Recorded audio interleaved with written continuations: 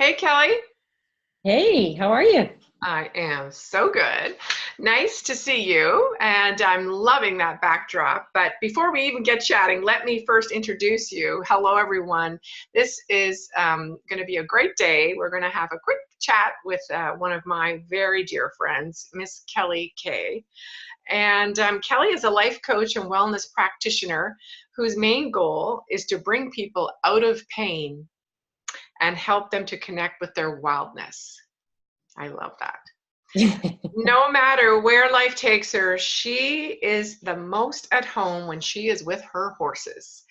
And Kelly, and there's so many other layers to you, and I just know you have so many gifts. But tell us more about Kelly Kay and sort of where you're at and what's going on with you at this point.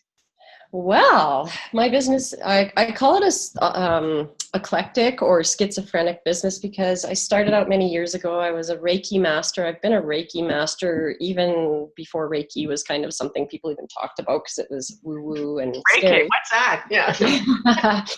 And then my journey just kind of kept going, and I've always felt a desire to heal people, whether it's on an emotional level, spiritual, or physical. Mm-hmm. And so I was trying to really figure out one day, what is the underlying thing I do? And it is, I get people out of pain. So I also do some therapeutic modalities that take people out of their physical pain. And quite often that physical pain is part of emotional pain. And what happens is we sort of shut down, like all parts of us shut down. And I've really been contemplating how we've all lost touch with our inner wild. And what I mean by that is we've lost our essential who we are before we were conditioned by society, and all of the things that are expected of us. And how do we maintain our life 9 to 5 doing a job we can't stand? How do we stay sane? How do we access that inner wild rather than numbing and watching TV and stuff? What can we do? So that's kind of my new initiative, is to get people back to what really matters and what's real. Yeah, I love that. And, Kelly also does Equus coaching as I do as well. And we've talked many times about doing something together, which we are going to do in 2019. Yes, that is for sure. But, the power of working with horses and the energy and all of that. But also, I love the release that you're doing. What is the technical term called? So the technical term is rapid neurofascial reset. Right. So, and I love that because I'm doing that right now with my knee, which I was telling you about. But also, I actually just recently was speaking to a chiropractor who has someone in his clinic that does exactly what you do. And he was telling me about how many times people, especially in the hip, in the sacrum area, how many times people, men and women, both just like this tears come out of nowhere when he adjusts them, or they were able to get the fascia released, and just like the emotional release that comes with that. So have you ever witnessed something like that? Yeah, it works on the nervous system. So I've had people who have experienced tremendous trauma in their lives, and trauma traps in the tissues. Right. Body holds on to it. So I've had people have massive limbic responses where the nervous system basically shuts down and they go into almost an out-of-body experience. And I'm able, with all the different trainings I've taken, I'm able to help them pull out of it, release the trauma, and carry on. Because it doesn't serve them anymore. So, and of course the horses also work into that because they're the most intuitive creature ever. I also do that release on them, and you should see the stuff they hold in their tissues and how they change after a release session. It's unbelievable. It's transformational. So right, exactly. Yeah, so you're speaking about two things there, just because I know what you're talking about, but I just want to make sure that our listeners understand is that, once Kelly is dealing with a human patient, doing a fascia release, and then if it was, you know, in a clinic setting where you would have perhaps horses coming in for the after healing, amazing. But also you perform this on horses, right? I mean, you have clients that are horses that you're doing the release on, is what you're speaking about, right? And then watch their behaviors after and feel their energy after. So interesting. Absolutely. And animals are kind of, they will take on our stuff. So for those of you who have dogs and cats at home, when you're having a rough day and your animal comes and lays on you, they're actually absorbing your yuck. And cats are very brilliant at releasing it. Dogs, not so much. They kind of hold on to it, and they sort of take a hit for you. Horses are the same. So they take on the owner's emotions and the owner's feelings and everything. So having this work done is very profoundly cleansing for them, and very important. Very, very important. Plus, they're kept in unnatural environments, and their bodies don't get to move the way they should. So, tune-ups for sure. Yeah. No, absolutely. You know, I mean, as you know, I grew up with horses, showing all of that. But I do remember I had a vet who was down in the track. He worked at a clinic in the track in Calgary, and he did chiropractor. He was also a chiropractor, Equus chiropractor. And so he said exactly the same. You know, you've got to, you know, get this horse out and get its mental clarity back from just being in arenas and trailered and, you know, all over North America all summer long. So lots of long rides in the mountains, right? And isn't that so funny? Because that's exactly what human beings need, right? We can be a professional athlete, but, you know, we need that balance of connecting with nature or connecting with other human beings, and the ability to sort of just balance ourselves out so that we're not burning ourselves out. It's critical, because in this world of connectedness, where we're always looking at our phone, we're always on social media, if we're not doing that, we're texting somebody, or we're on our computer at work all day. In this age of connectedness, we've lost our connection to Mother Earth, and it gets you irritable. You start getting stressed out. Your body starts to shut down. You'll get brain fog. You'll have all of these different physical issues.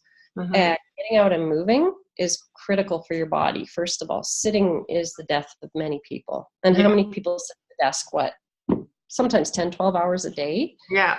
Oh, exactly. It's a mental killer and a physical killer. I think it's so important to get back in touch with nature, get your on the earth, look at the sky, smell the air, listen to the birds. It's very transformational too when I get people out with the horses. When we have people come in for a coaching session, many people have said, you know, I've ridden horses and I've done this, but they said, you know, many people have said, seeing them when you're on the ground at their level, there's nothing that compares. It being with a horse, not actually on their back, and being at eye level. And it's transformational. And they mirror whatever we're putting out there. They don't care if you're the president and CEO of the biggest company in North America, and they don't care if you're the lady who cleans out the trash cans at the end of the day. They don't care what you look like. They don't care if you're obese. They don't care if you are disfigured. All they care about is who you are being. And that's why I love them, because they gauge who we are actually being in the moment. Exactly. And not who you're pretending to be. That's what I love. That's what I love to watch. When I get, you know, some executives in a round pen is, you know, we all have our masks that we might wear, aware of or not aware of, when we're sort of being who we think we're supposed to be, whether it's the CEO or chief of staff or the hospital or whatever it is. But once you get in that round pen, okay, this is a animal to animal, and horses are so intuitive and so brilliant at reading energy, and so they give you instant feedback, right? They absolutely on do. who it is you are being, and it's interesting. Well, they've got your number and they've dialed it the second they look at you. And I'll tell you, I've been around horses for 45 years. I've Yes. Since the age of 5, I've always had a horse. Yes. And they still have those moments where they humble me in the biggest ways, and they remind me to get my head out of where. Yes. Get present and be with them. And they are brilliant. They are amazing. Like, I love teaming up 2 people from different walks of life with one horse and seeing the reaction and just seeing how the horse doesn't really care who you are. Yeah. Oh, that's right. So explain that, because I know what you're talking about, but maybe we can, a few minutes left together, just explain that as a beautiful exercise that might. So I do some one-on-one coaching, which is more free-flowing, and we just allow the person to be in either the round pen or whatever environment we've chosen with the horse. But there's an experiential component. So I'm an equine assisted learning facilitator as well. And I was taught an experiential learning based method where we actually have obstacles, and we will partner up 2 people with one horse, and they will be required to go through these obstacles, and there will be some very loosely interpreted instructions that the people have to work together. And what you'll notice is if the people are not working together, the horse will just plow through the obstacle. It's like, you're not there, so I'm not there. That's right. And there's no halters or anything, right? Like no, there is. There'll be a person with a rope on each side, and they're having to work together. But they have to include the horse too, because the horse is part of the component, part of your team relationship, right? Yeah. And when the horse sees that you've totally ignored it and you're just trying to talk to each other, they will just walk right through the obstacle. They'll walk over top of stuff. They'll knock things over, like if you have pylons or whatever. Yeah. And the first time it happened to me, I was a horse person, right? I thought, this horse has really bad manners. No, it was because I was not communicating correctly with my partner or with the horse. And the horse just went, well, okay, this is dumb. Yeah, yeah. They are magical. Like, I've done it with couples, and it's so much fun. So the objective might be common sense, and you'll see couples work together brilliantly. And then you'll have one where it's more of a leadership thing. Yeah. And you can really see in that moment what the roles are of each person in their relationship. And so what we'll do is we'll knock them off kilter. The more dominant partner in the relationship, I'll put a blindfold on them, and I'll put the other partner in the leadership role and say, okay, you need to talk your blindfolded partner and the horse through this obstacle. Yeah. And it's very empowering, and I won't let the other partner speak. Right. Yeah. And I love it.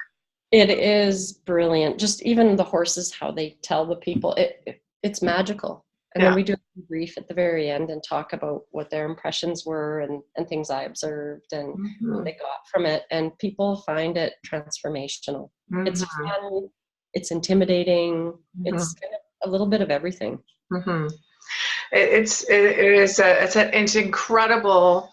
As you know, you and I, many years of coaching experience, many different methodologies to call upon, but the Equus coaching is just incredibly, beautifully powerful and such a cool experience. I mean, there's many other types of experiential type coaching modalities as well, but I think that the horse just is one of the most beautiful and powerful and fun, really fun.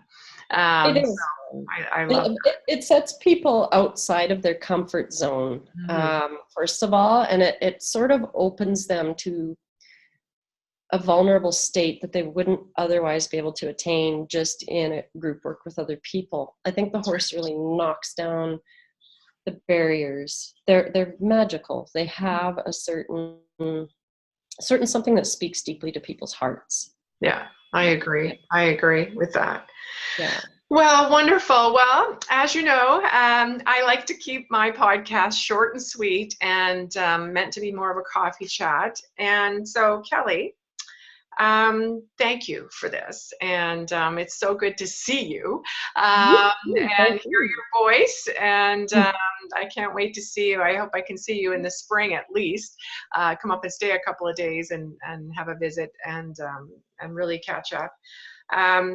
But in closing, I always love to ask my guests, what do you do personally on a daily basis to ignite or to reignite? If you're not feeling it, what are some things that you do personally? One of the major things is I journal. I get myself in my right brain. I find having that ritual in the morning when I get up, I move my body as well.